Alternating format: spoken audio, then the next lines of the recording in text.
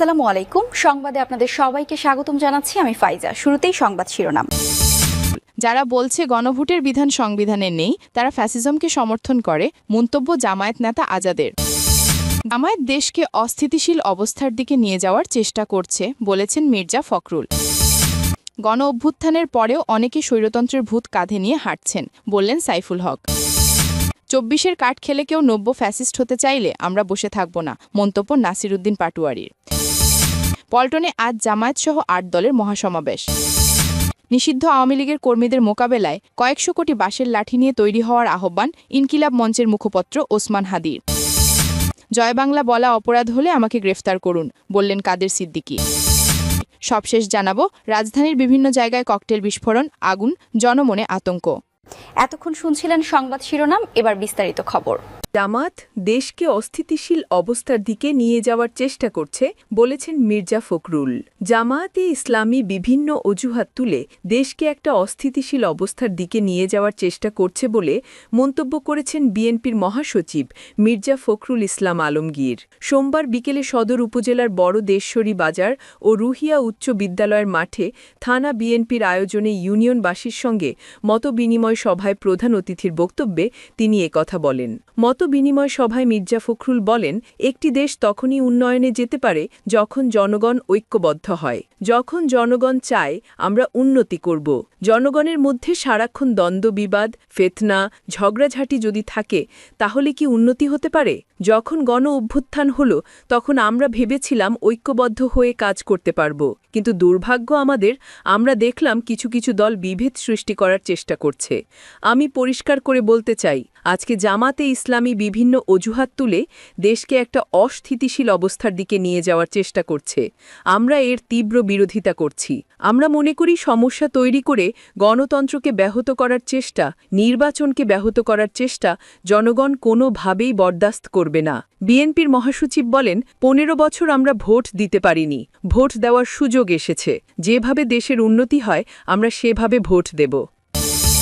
যারা বলছে গণভোটের বিধান সংবিধানে নেই তারা ফ্যাসিজমকে সমর্থন করে, মন্তব্য জামায়াত নেতা আজাদের।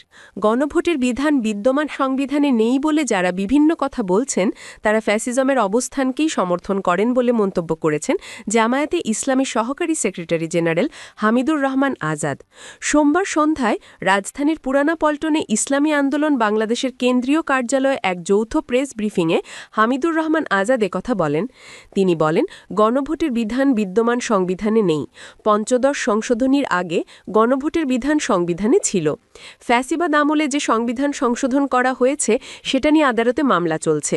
চূড়ান্ত রায় এলে বোঝা যাবে সেটা কোথায় গিয়ে ঠেকে।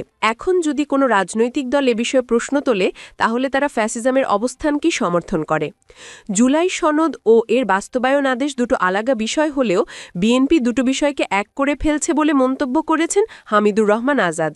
তিনি বলেন, ৯ মাস ধরে ঐকমত্য কমিশনের সব দল মিলে যে কাজ করল সেখানে তাদের কারণে দীর্ঘসূত্রতা হয়েছে। এখন সনদের বাস্তবায়নে একটা জটিলতা তৈরি হচ্ছে। সেজন্য বিএনপিতে আলোচনায় বসার আহ্বান জানানো হয়েছিল জামায়াতের পক্ষ থেকে। সে আলোচনায় বিএনপি সাড়া দেয়নি। তারা জামায়াতের ডাকে সাড়া দেবে না বলে জানিয়েছে। এটা অতীতের মতো খারাপ রাজনৈতিক সংস্কৃতি। তারপরও জামায়াত বলছে বিএনপি আলোচনার জন্য ডাকলে তাদের ডাকে সাড়া দেবে। গণ অভ্যুত্থানের পরেও অনেকে স্বৈরতন্ত্রের ভূত কাঁধে নিয়ে হাঁটছেন, সাইফুল হক। বিপ্লবী ওয়ার্কার্স পার্টির সাধারণ সম্পাদক সাইফুল হক বলেছেন, চরম কর্তৃত্ব দুঃশাসনের বিরুদ্ধে দুটো অভূতপূর্ব গণ অভ্যুত্থানের পরেও অনেকে স্বৈরতন্ত্রের ভূত কাঁধে নিয়ে হাঁটছেন। রাজনীতিতে নতুন জবরদস্তির আলামত দেখা যাচ্ছে। নতুন রূপে ফ্যাসিবাদের পদধ্বনি শোনা যাচ্ছে। বৈষম্যহীন মানবিক সমাজ ও রাষ্ট্র বিনির্মাণে নূর হোসেন আর আবু সাইদরা অনুপ্রেরণা হিসেবে কাজ করবেন। সোমবার সকালে এরশাদের সামরিক স্বৈরতন্ত্র বিরোধী আন্দোলনের বীর শহীদ নূর হোসেনের ৩৮তম শাহাদাত বার্ষিকীতে নূর হোসেন স্কোয়ারে নূর হোসেনের স্মৃতির প্রতি গভীর শ্রদ্ধা জ্ঞাপন করে পুষ্পস্তবক অর্পণ করা হয়। সেখানেই তিনি এসব কথা বলেন। তিনি বলেন, সরকারের দুর্বলতা ও অকার্যকারিতার সুযোগ নিয়ে অনেকেই ঘোলা পানিতে মাছ শিকারে নেমে পড়েছে। দুটো ঐতিহাসিক গণ অভ্যুত্থানের মধ্য দিয়ে চরম কর্তৃত্ববাদী স্বৈরাচারী শাসক গোষ্ঠীকে বিদায় দিলেও তাদের শিকড় উপড়ে ফেলা যায়নি। আর এ কারণেই বারবার দমন ও নিপীড়নমূলক শাসন ফিরে আসছে। তিনি আরও বলেন, গোটা ফ্যাসিস্ট ব্যবস্থা নির্মূল ছাড়া গণতান্ত্রিক শাসন প্রতিষ্ঠা করা যাবে না। 24-এর কার্ড খেলে কেউ নব্য ফ্যাসিস্ট হতে চাইলে আমরা বসে থাকব না, হুঁশিয়ারি নাসির উদ্দিন পাটোয়ারির। জাতীয় নাগরিক পার্টির এনসিপি এর মুখ্য সমন্বয়ক নাসির উদ্দিন পাটোয়ারি বলেছেন, 24-এর কার্ড খেলে কেউ নব্য ফ্যাসিস্ট হতে চাইলে আমরা বসে থাকব না। সোমবার বিকেলে জুলাই সনদে শ্রমিক শ্রেণীর রাজনৈতিক অবমূল্যায়ন শীর্ষক আলোচনা সভায় এই কথা বলেন তিনি। নাসির উদ্দিন পাটোয়ারি বলেন, আগে সাকিব আল হাসান, মাশরাফি ব্র্যান্ড অ্যাম্বাসেডর হয়ে নৌকার ভোট চাইত। দেশের নতুন ব্র্যান্ড অ্যাম্বাসেডর এসেছে, যারা ধানের শীষে ভোট চায়। শহীদ পরিবারের পাশে আছি, তবে 24-এর কার্ড খেলে কেউ নব্য ফ্যাসিস্ট হতে চাইলে আমরা বসে থাকব না। তিনি বলেন, ভোট পাবে তারাই যারা সংস্কারের পক্ষে। নির্বাচনের আগে সংস্কার জোট গঠন হবে। ধানের শীষে ভোট দিলেও সংস্কার হবে না, দাড়িপাল্লায় দিলেও সংস্কার হবে না। আমরা একক নেতৃত্বে পার্লামেন্ট চাইলা। কেন ফ্যাসিস্টকে বিদায় করে আরেকটা ফ্যাসিস্টকে ক্ষমতায় বসাবো? নাসির উদ্দিন পাটোয়ারি আরও বলেন, বিএনপি যদি জুলাই সনদে নোট অফ ডিসেন্ট ঘোকানোর পাল্টারা করে তাহলে সবাইকে নিয়ে রাজপথে নামা হবে। আলোচনায় দলের যুগ্ম আহ্বায়ক সারোয়ার তুষার বলেন, জুলাই সনদ নিয়ে সরকার নিষ্ক্রিয় অবস্থায় আছে। এই সনদ নিয়ে সরকার নিষ্ক্রিয় অবস্থায় আছে। নির্বাচনী ডামাডোলে জুলাই সনদের আইনি ভিত্তি ভুলে গেলে চলবে না। এই মাসের মধ্যে জুলাই সনদ বাস্তবায়ন করতেই হবে। তা না হলে সুষ্ঠু নির্বাচনের পরিবেশ তৈরি হবে না। পল্টনে আজ জামায়াত সহ ৮ দলের সমাবেশ।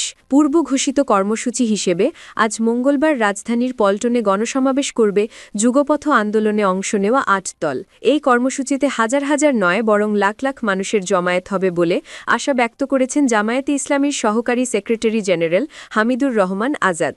সোমবার রাজধানীর পল্টনে ইসলামী আন্দোলন বাংলাদেশের কার্যালয়ে বৈঠক করেন ৮ দলের নেতারা। বৈঠক শেষে এক সংবাদ সম্মেলনে এমন ঘোষণা দেন জামায়াতের এই নেতা। হামিদুর রহমান আজাদ বলেন, আগামীকাল হাজার হাজার নয় লাখ লাখ মানুষের জমায়েত হবে, লোকে লোকারণ্য হবে, এটাই আমাদের প্রত্যাশা। রাজধানী এবং আশপাশের মানুষই এতে যুক্ত হবে। তিনি যোগ করেন, আমরা দেশব্যাপী সমাবেশের ডাক দিতে পারতাম, তবে আগামীকাল শুধু রাজধানী ও আশপাশের জনবল নিয়েই সমাবেশ হবে। এতে যদি সরকার বুঝতে পারে তাহলে আশা করি এই সমাবেশেই একটা বড় ধরনের মতামত উঠে আসবে। তিনি বলেন, আমাদের আন্দোলনের ৪র্থ পর্ব শেষ হয়ে ৫ম পর্ব চলমান। গত ৬ তারিখ আমরা স্মারকলিপি দিয়েছি। একই সঙ্গে ১১ নভেম্বর আমরা গণসমাবেশ ঘোষণা করেছিলাম। আমরা জনগণের কিছু মৌলিক দাবি নিয়ে আন্দোলন করছি। এটা কোনো জোট নয়, এটা আন্দোলনের একটা প্ল্যাটফর্ম। নিষিদ্ধ আওয়ামী লীগের কর্মীদের মোকাবেলায় কয়েকশো কোটি বাঁশের লাঠি নিয়ে তৈরি হওয়ার আহ্বান ইনকিলাব মঞ্চের মুখপাত্র ওসমান হাদির। কর্মকাণ্ড নিষিদ্ধ আওয়ামী লীগের কর্মীদের মোকাবেলায় কয়েকশো কোটি বাঁশের লাঠি নিয়ে তৈরি হওয়ার আহ্বান জানিয়েছেন ইনকিলাব মঞ্চের মুখপাত্র ওসমান হাদি। রোববার ৯ নভেম্বর রাতে নিজের ভেরিফাইড ফেসবুক আইডিতে দেওয়া এক পোস্টে এ আহ্বান জানান তিনি। শরীফ ওসমান হাদি তার পোস্টে বলেন, ১৩ তারিখ আমরা ফজর পড়ব শাহবাগে, এক হাতে থাকবে লিফলেট, অন্য হাতে বাঁশের লাঠি। সারাদিন রাজপথে বোটাযোগ করব আর খুনি লীগের গুন্ডাগুলারে খুঁজব। তিনি বলেন, দিল্লির জঙ্গিগুলোকে কোথাও ১ মিনিটের জন্য পাওয়া মাত্রই ওদের পাওনা বুঝিয়ে দিয়ে পুলিশের হাতে তুলে দেওয়া হবে। আমাদের সঙ্গে থাকবেন শহীদ পরিবার ও আহত ভাইবোনেরা। তিনি আরও বলেন, দেশ ধ্বংসের জন্য কয়েকশো কোটি টাকা বাজেট করেছে ফেরাউন সিনা। আপনারাও কয়েকশো কোটি বাঁশের লাঠি নিয়ে তৈরি হন। আজাদির এই জামিনকে আমরা আর জাহান্নাম হইতে দেব না, ইনশাল্লাহ। জয় বাংলা বলা অপরাধ হলে আমাকে গ্রেফতার করুন, বললেন কাদের সিদ্দিকী। কৃষক শ্রমিক জনতা লীগের সভাপতি বঙ্গবীর কাদের সিদ্দিকী বলেছেন, সরকার বাহাদুররা বলে গেলাম, জয় বাংলা বলা যদি অপরাধ হয় তাহলে আমাকে প্রথম গ্রেফতার করুন। আমি যেখানে দাঁড়াবো সেখানেই বলবো, আমি জয় বাংলা বলে মুক্তিযুদ্ধ করেছি, জয় বাংলা বলেই আমি আমার জীবন দিতে চাই।